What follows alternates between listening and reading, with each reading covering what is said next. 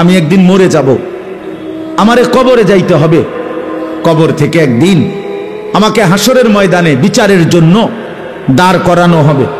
আর সেই বিচারের ময়দানে আমার পুরা জিন্দেগির আমল নামা, লিখিত কপি, ফাইল আমার হাতে দেয়া হবে। সেই আমল নামা নিয়ে আমাকে দুইটা কাজ করতে হবে। একটা হলো মহান আল্লাহ পাক রব্বুল আলামিনের সামনে সরাসরি হিসাব দেওয়ার জন্য দাঁড়াইতে হবে। আরেকটা হলো মিজানের পাল্লায় ওজনের জন্য আমার আমল নামা দিতে হবে। এরপরে আমাকে ফুলসেরাত পার হইতে হবে। এরপরে আমাকে অনন্তকালের চূড়ান্ত গন্তব্য জান্নাত কিংবা জাহান্নামে পৌঁছতে হবে। এই এতটুকু স্টেজ, মৃত্যু, কবর, হাসরের ময়দান, আমল নামা হাতে নেওয়া, আল্লাহ পাকের মুখোমুখি হওয়া, মিজানের পাল্লায় ওজনের জন্য দেওয়া, ফুলসেরাত পার হওয়া, অতঃপর জান্নাত বা জাহান্নামে পৌঁছা, এই বিষয়গুলো এক সেকেন্ডের জন্য, একদিনের জন্য আল্লাহর কসম মুমিন ভুলে গেলে তার জিন্দেগি বরবাদ। একদিনও ভুলা যাবে না, একদিনও। প্রতিদিন মনে রাখতে হবে। কোরআনুল কারীম আল্লাহ বলেছেন, ইয়া আইয়ুহাল্লাযীনা আমানুত্তাকুল্লাহ ওয়াল তানজুর নাফসুম মা কদ্দামাত লিগাদ। হে ঈমানদার, সর্বদা আল্লাহকে ভয় করো আর প্রতিদিন হিসাব করো, লক্ষ্য করো আজকে তুমি আগামী কালকের আখিরাতের জন্য কি পাঠিয়েছ। আজকে হিসাব। ব্যাংকের কর্মকর্তা প্রতিদিন হিসাব মিলায়। 4টা বাজে যদিও ব্যাংকে গ্রাহকের সাথে লেনদেন বন্ধ হয়ে যায়, কিন্তু ব্যাংক কর্মকর্তা, ব্যাংকে যারা চাকরি করে তারা কিন্তু কারেক্ট 4টায় বাইর হয়ে না। তারা এরপরে 1 ঘন্টা, 2 ঘন্টা, 3 ঘন্টা যার যেটুকু লাগে সে ক্রেডিট ডেবিট মিলাইয়া, মানে আয় ব্যয় মিলাইয়া এরপরে বাইর হইতে হয়। এটাই নিয়ম। আজকের হিসাব মিলাই দিয়ে যাইতে হবে তাকে। তো আল্লাহ তাআলা বলে, বান্দা আজকের হিসাব মিলাও, আজকের হিসাব মিলাও, আগামীকাল নাও মিলতে পারে। ওমা তাদরি নাফসুম মাজা তাকসিবু গাদান। কেউ জানে না সে আগামীর মুহূর্তে কি করবে। আল্লাহ বলে কেউ জানে না। অতএব আজ মিলাও, আগামীকাল কিয়ামতের জন্য আজ তুমি কি পাঠিয়েছ। ছেলেরা তোমরাও বুঝতে শেখো, নিজেরে ছোট মনে করো না। 16 বছরের একটা বাচ্চা ছেলে, তুমি ছোট না ভাইয়া। 14 বছর ছোট না, 18 বছর ছোট না, তুমি পূর্ণ যুবক। যেদিন থেকে যার গোসল ফরজ হয়, বীর্যপাত হয়, সেদিন থেকেই সে যুবক। সেদিন থেকে প্রতি সেকেন্ড হিসাব, সেদিন থেকে সেকেন্ড হিসাব, প্রতি বিন্দু হিসাব, প্রতি নিঃশ্বাসের হিসাব দিতে হবে। অতএব খামখেয়ালি করে মনে করুন আমি এখনো বাচ্চা মানুষ, আমি তো এখনো চাকরি করি না, আমি তো এখনো বিয়েই করি নাই, আমি তো এখনো একেবারেই অল্প বয়সী। না ভাইয়া, তুমি পূর্ণ বয়সী, তুমি পূর্ণ বয়সী। অতএব তুমি নষ্ট হইও না। কেউ যদি কারো দিকে নজর নাও রাখে, নিজের ভালো, নিজের কল্যাণ, নিজের দিকে নিজেকেই কমপক্ষে নজর রাখতে হয়। আমার বাবা হয়তো আমার খেয়াল করে নাই, ঠিক আছে, হতেও পারে। কারো বাবাও তো মাদকাসক্ত হইতে পারে, কারো বাবাও তো চরিত্রহীন হইতে পারে, কারো মাও তো অসৎ হইতে পারে। কিন্তু তারপরে কি এই জন্য নিজেকে নষ্ট করে দেওয়া, নিজেকে বরবাদ করে দেওয়া? এই জন্য আমি অনুরোধ করলাম, আমাদের কথা এতটুকুই, প্রত্যেককেই এটা মনে রাখতে হবে।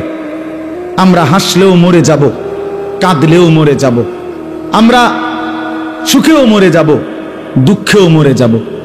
রাজপ্রাসাদের ওই অট্টালিকাতে যে থাকে সেও একদিন মরে যাবে, জীর্ণ কুঠিরে যে থাকে সেও একদিন মরে যাবে। অতএব আমাদের যেরকম মৃত্যু হচ্ছে, এই গোটা সৃষ্টি জগতের একদিন মৃত্যু হবে। এটাকেই বলা হয় কিয়ামত। আর এই কিয়ামতের একাধিক নাম আছে কোরআনে। এর মধ্যে একটা নাম হলো আল কারিয়া। এই যে সূরার মধ্যে আল কারিয়াতু মাল কারিয়া, আল্লাহ তাআলা বলেন আল কারিয়া একটি প্রচন্ড ধ্বনি, প্রচন্ড করাঘাত, প্রচন্ড একটি বিকট আওয়াজ, বিকট একটা শব্দ। এইটাকে আল্লাহ তাআলা বলছেন মাল কারিয়া। সেই বিকট শব্দটা কি? ওমা আদরাকা মাল কারিয়া। নবী আপনি জানেন সেই বিকট শব্দটা কি, কেমন হবে? অর্থাৎ এই বিকট শব্দ বলতে আল্লাহ তাআলা কিয়ামতকে বুঝাইছেন। ইসরাফিলের ফু দিলে জমিনের মধ্যে যেটা শুরু হবে, রাস্তায় চলার পথে কত গাড়িয়ে যায়, ট্রাকের চাক্কা যখন ব্রাস্ট হয় তখন কিন্তু বিকট শব্দ হয়। সবাই বোঝে ট্রাকের চাক্কা ব্রাস্ট হইলে আলাদা বোঝা যায় যে কিসের চাক্কা ব্রাস্ট হয়েছে, ট্রাকের চাই, এটার আওয়াজটা একটু কি বেশি আওয়াজ, বেশি আওয়াজ। এই জন্য আল্লাহ তাআলা বলেন, বন্ধু আপনি জানেন সেই বিকট শব্দটা কি? সেটাই কিয়ামত, সেটাই ইসরাফিলের ফু। একদিন ইসরাফিল ফু দিবে আর গোটা পৃথিবীর মধ্যে ভূমিকম্প শুরু হবে, আর গোটা সৃষ্টি জগৎ একসাথে ভাঙতে শুরু করবে। ভাইবা দেখেন, এক মুহূর্তে ভেবে দেখেন, এই প্যান্ডেলের সবগুলো লাইট ভাঙতেছে, খুঁটিগুলো ঠাস ঠাস করে পড়ে যাচ্ছে, স্টেজটা ভাঙ্গা পড়ে গেছে, প্যান্ডেলের কাপড়গুলো তছনছ করে ছিঁড়ে গেছে, তখন কি পরিমাণ একটা ভয়ানক পরিস্থিতি হবে এটা একটু ভাবেন। আর এইবার ভাবেন, সাত আসমান চুরচুর করে ভেঙে যাচ্ছে, কোটি কোটি কোটি কোটি তারকারাজি খসে খসে পড়ছে, সাগর নদীর পানিগুলো টকবগে উঠাইতেছে, পাহাড়গুলো তুলার মতো উঠতেছে, মাটিগুলো রেজা রেজা পাউডার পাউডার হয়ে গেছে, গোটা কায়নাত ভাঙচুর চলছে। কি হবে তখন? ইযা সামাউন ফাতারাত ওয়া ইদাল কাওয়াকিবু ইনতাসারাত ওয়া ইদাল বিহারু ফুজ্জিরাত ইযা সামাউন শাক্কাত ওয়া আদিনাত লিরাব্বিহা ওয়া হুক্কাত ইযা শামসু কুব্বিরাত ওয়া ইদাল কাওয়াকিবু ইনতাসারাত। এভাবে বারবার আল্লাহ বলছে, বান্দা গোটা জমিন ভেঙে যাবে, আসমান ভেঙে যাবে, পাহাড় উড়ে যাবে, পানি উড়ে যাবে, গোটা সৃষ্টি তছনছ হয়ে যাবে। কি হবে তখন? ইয়াউমা ইয়াকুনুন নাসু কাল ফারাশিল মাবসুস। কোন পতঙ্গের দিকে, কোন লাইটের কাছে ওই সাদা সাদা পতঙ্গ, উলু উলু যেগুলো কই আমরা, উলু যেমন চারদিক থেকে দৌড়ায় দৌড়াইয়া এই লাইটের দিকে, আলোর দিকে, আগুনের দিকে আয়সা ঝাঁপাইয়া পড়ে, যে যেদিক থেকে পড়ে দৌড়ে আয়সা ঝাঁপ দিয়া দিয়া পড়ে।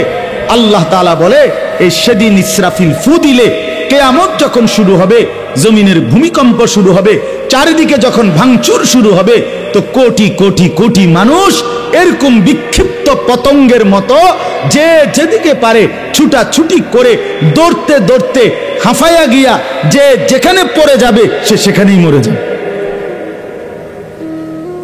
ওয়াতাকুনুল জিবালু কালইহনিল মানফুশ। সবগুলো পাহাড়, উঁচু জায়গা ধুলিত ধুনিত তুলা ধুনাইলে, অর্থাৎ লেফ তোষক বানাইবার আগে তুলারে যেরকম মেশিন দিয়া বা লাঠি দিয়া বাইরে ধুনায়, এগুলারে এইভাবে ধুনিত তুলা যখন উঠতে থাকে, পাহাড়গুলো এভাবে উঠতে থাকবে। আল্লাহ বলেন, এরই মাঝে সব শেষ হয়ে যাবে, ইসরাফিলের ফু শেষ হবে, দ্বিতীয়বার আবার ফু দিবে, হাসরের ময়দান কায়েম হবে। ফাআম্মা মান সাকুলাত মাওয়াজিনুহু। আর সেই হাসরের ময়দানে মিজানের পাল্লায় আমলনামা রাখলে যার নেকি ভারী হবে, গুনাহ হালকা হবে, ফাহুয়া ফি আইশাতির রাদিয়া। সে সন্তুষ্টিময় জীবন জান্নাতেই বসবাস করবে। ওয়া আম্মা মান খাফফাত মাওয়াজিনুহু।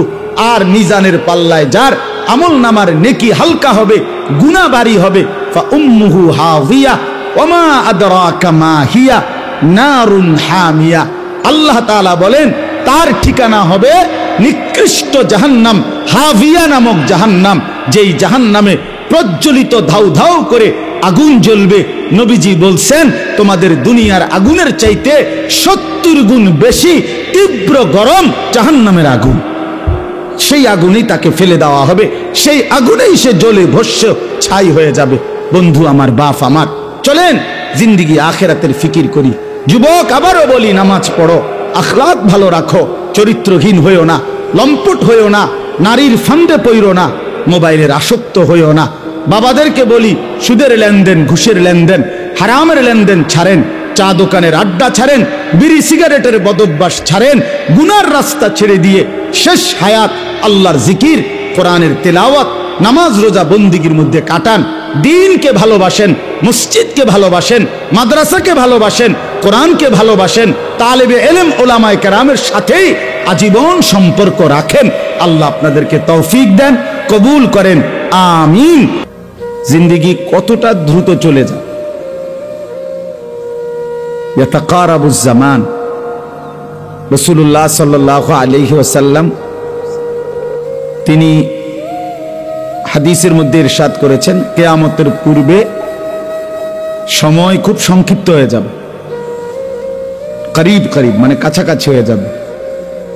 মনে হবে একটা বছর একটা মাসের মতো, একটা মাস একটা সপ্তাহের মতো, একটা সপ্তাহ একটা দিনের মতো, এরকমই। এই মনে করেন কয়েকদিনের পরে শুনবেন যে রমজান চলে আসছে, শুনবেন ঈদ চলে আসছে। তো এইটাও এরকম। এই তো সেদিন আমরা মসজিদে বসছি, মাদ্রাসা হচ্ছে আলহামদুলিল্লাহ, এখন 9 বছর চল। আল্লাহ তাআলা এই মাদ্রাসা ভরপুর কবুল করেন। মৌলানা মুফতি ইমরান ভাই, উনি আমার অনেক মহব্বত করে। আমি জানি যে উনি এখন আমার নাম ঘোষণা দিতে গেলে 5 মিনিট লাগাইব, অনেক কিছু কইব আমার লাগে। এই জন্য মৌলানা যাতে আমার নামটা বলতে না পারে, এই কারণে আমি ঘোষণা দিতে দেই না। মানে আমি খুতবা পড়ে বলছি ইচ্ছে করে মাইক চালুর আগে। অর্থাৎ আমি চাচ্ছিলাম আসলেই আমরা এই মাদ্রাসার সাথে আলাদা কোনো পরিচয় করে দেওয়ার কিছু নাই। বাহরুল উলুম এই মাদ্রাসার প্রথম থেকেই আমরা, আমার শায়েখ আরিফ বিল্লাহ হাকিমুন নফস আল্লামা মুফতি মুশতাকুন নবী কাসেমি, প্রথম থেকেই বলা যায় আমরা মাদ্রাসারই পরিবারের সদস্য, আলহামদুলিল্লাহ। এজন্য আমরা দোয়া করি আল্লাহ তাআলা এই মাদ্রাসাকে ভরপুর কামিয়াবি দান করেন। মুআজ্জাজ হাজিরিন, একেবারে অল্প একটু সময়, আসর নামাজের পরে মাগরিবের এই পূর্ব মুহূর্তে, এই সামান্য একটু সময়ে আমি আপনাদের সামনে কোরআনুল কারীমের একটি সূরা, ছোট্ট সূরা, 30 নম্বর পারা, 101 নম্বর সূরা, এই সূরাটি তেলাওয়াত করেছি। সূরাটির মধ্যে 11টা আয়াত, ছোট্ট ছোট্ট আয়াত, এই যে মাত্র পড়লাম, শুনলেন আপনারা। এই সূরার তরজমা এবং সামান্য কিছু কথা আমরা এই সূরার আলোকে আরজ করতে চাই ইনশাআল্লাহ। উপযুক্ত লম্বা বয়ান, এই মাহফিলে অনেক বুজুর্গ ওলামায়ে কেরাম আসবেন, বয়ান করবেন।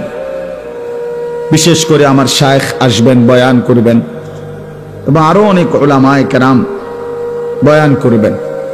এজন্য আপনারা ধারাবাহিকভাবে পুরা বয়ান মনোযোগ দিয়ে শুনবেন। বিশেষ করে নওজোয়ান ছেলেরা, তোমাদেরকে বলি ভাই, কোনো ব্যক্তি বিশেষের জনপ্রিয়তায় বয়ান শুনো না, তাইলে তেমন উল্লেখযোগ্য ফায়দা হবে না। অর্থাৎ এই বক্তা একটু জনপ্রিয়, ওই বক্তা একটু অপরিচিত, এগুলো কোনো বিষয় না। বিষয় তো হেদায়েত বিষয়, নিজের জীবনের পরিবর্তন মূল বিষয়। এটা আসলে আমরা অনেক সময় বুঝি না। নিজের পরিবর্তন দরকার, আর পরিবর্তন কোরআন সুন্নাহ থেকে হয়। কোরআনুল কারীমে আল্লাহ তাআলা বলছেন, যালিকা হুদাল্লাহ ইয়াহদি বিহি মান ইয়াশা। আল্লাহ তাআলা বলেন, এই কোরআনই হচ্ছে আমি আল্লাহর পক্ষ থেকে হেদায়েত। আমি যাকে ইচ্ছে করি এর দ্বারাই, মানে এই কোরআনের দ্বারাই হেদায়েত দিয়ে থাকি। তাহলে কোনো ব্যক্তির দ্বারা না, এখানে কোরআনের দ্বারা আল্লাহ তাআলা তিনি ইচ্ছে করলে হেদায়েত দিয়ে থাকেন। এজন্য কোনো ব্যক্তি বিশেষের মূল না, বরং আল্লাহর কোরআন, রাসূলের সুন্নাহ। এজন্য সমস্ত উলামায়ে কেরাম এখানে সকলেই উপযুক্ত আলেমদের নাম বয়ান করবে। আপনাদের সবার কাছে অনুরোধ, কষ্ট করে যারা নিয়ত করে আসছেন, নওজোয়ান ছেলেরা, বাবারা, ভাইরা, সবাই পুরা বয়ান মনোযোগ দিয়ে শুনবেন। একটা মাহফিলের ইন্তজাম করতে অনেক পেরেশানি করতে হয়।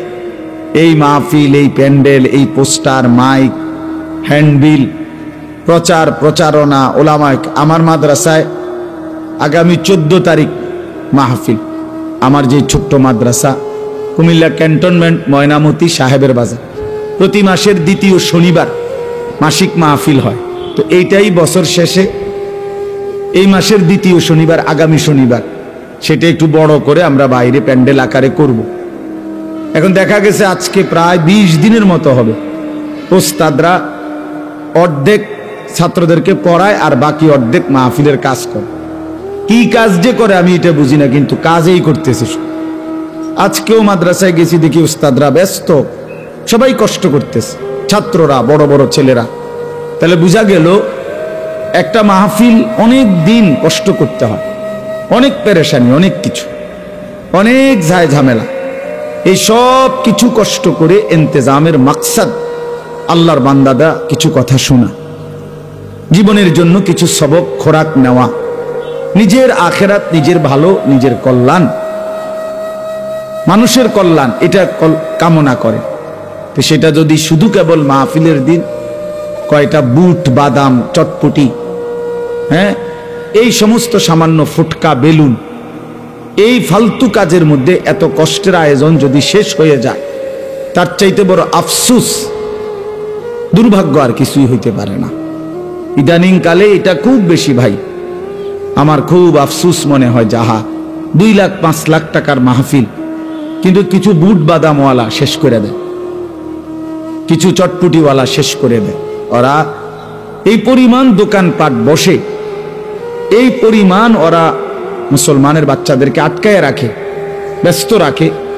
বাচ্চাগুলো আল্লাহর কোরআন শুনতে পায়, কদ্দুর শোনে, কদ্দুর হাঁটে, কারো একটু সুর ভাল লাগলে দৌড় দিয়ে আসে, কারোর একটু জোরে আওয়াজ শুনছে যে স্লোগান দিছে, হ্যাঁ মনে মনে গরম পরিস্থিতি, তা আবার দৌড়ায় আসে, আবার দৌড় দেওয়া জায়গা। এই তামাশা করলে তো আর জিন্দিগি বদলায় না, জীবন পরিবর্তন হয় না। মনোযোগ দিয়ে আল্লাহর কথা শুনতে হয়, লম্বা সময় ধরে শুনতে হয়।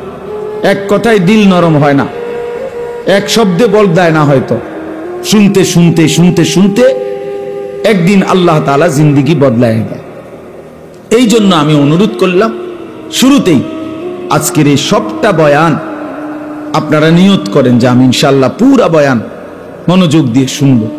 আল্লাহ আমাদেরকে তৌফিক দান করেন। এই সূরাটার মধ্যে মূল বক্তব্য, মূল আলোচ্য বিষয় হচ্ছে কিয়ামত, আখিরাত, হাসরের মাঠ। কোরআনুল কারীমের মধ্যে 3টি আলোচ্য বিষয় মূল পুরা কোরআনে। ইসলামের সমস্ত আলোচনার 3টা মোটা অংশ, একটা হলো তাওহীদ, দ্বিতীয়টা হলো রিসালাত, তৃতীয়টা হলো আখিরাত। তাওহীদ, রিসালাত, আখিরাত। মোবাইল এটা ধরে রাখলে ভাই এই খটর খটরেই যাবে। আপনি আরো 500 বছর না মানে এটা মিয়া ধন বন্ধ করেন। আবারও বলছি এটা বন্ধ করো বেটা।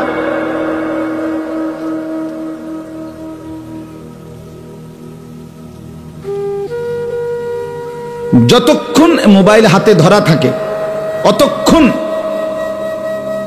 এই মানুষটার ফিকির এটার ভিতরেই থাকে। এক বিন্দু, একটা শব্দ সে কিছু বোঝে না, একটা লাইন কথা তার নিজের জন্য সে নেয় না। এই অসভ্য মোবাইল তারে এটার মধ্যে বাইধা রাখে। এটা পরীক্ষিত, প্রমাণিত কথা। মানে এটার মধ্যে ঠিকমতো উঠতেছে কিনা, এটার মধ্যে ক্লিয়ার কিনা, এই সারাক্ষণ মানে ইবলিস তারে এইটার মধ্যে নজর করে রাখে। কেন মোবাইলে তো খুব চমৎকার উঠলো, আওয়াজও ক্লিয়ার, রেকর্ডও সুন্দর হইল, কিন্তু আমার নিজের জীবনে কি হইল? আমার ঘরের ফার্নিচার তো খুব সুন্দর, কিন্তু আমার ঘরের সন্তানদের কি অবস্থা, আমার বিবির কি হালাত, আমার টাইলস তো খুব উন্নত, টাইলসওয়ালা আছে কই, ওই যে লালমাই স্যানিটারিওয়ালা আছে, আমার বাসার অধিকাংশ মালামাল ওনার দোকান থেকেই নেওয়া।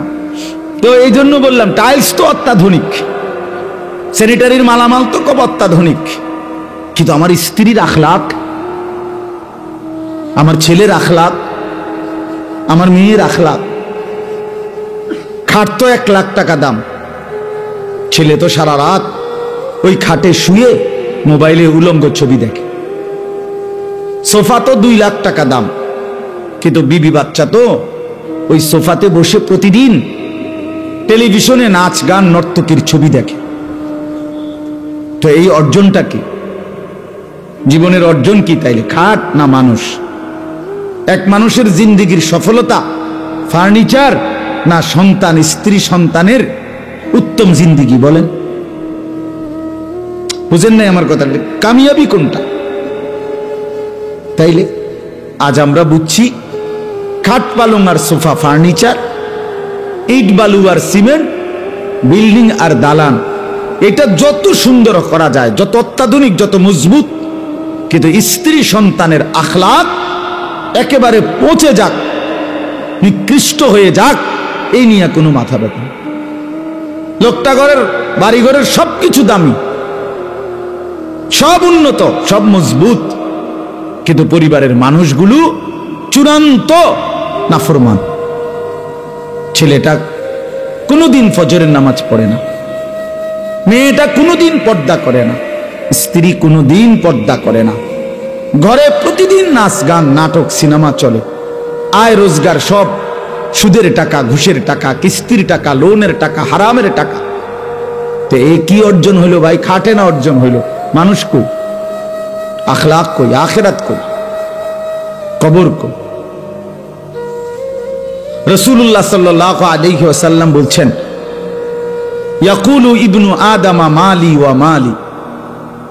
নবীজি বলেন, হায় বনি আদম সারাক্ষণ কেবল বলে আমার মাল, আমার মাল, এটা আমার গাড়ি, এই 10 শতক আমার জন্য, এই যে ঘরটা এটা আমার, এটা আমার, এটা আমার, আমার মাল, আমার মাল, আমার মাল। রাসূলুল্লাহ সাল্লাল্লাহু আলাইহি ওয়াসাল্লাম বলেন, ওয়াহাল্লাকা ইয়া ইবনা আদম মিন মালিক। বনি আদম, কোথায় তোমার মাল? কোথায় তোমার মাল? এগুলো তোমার মাল?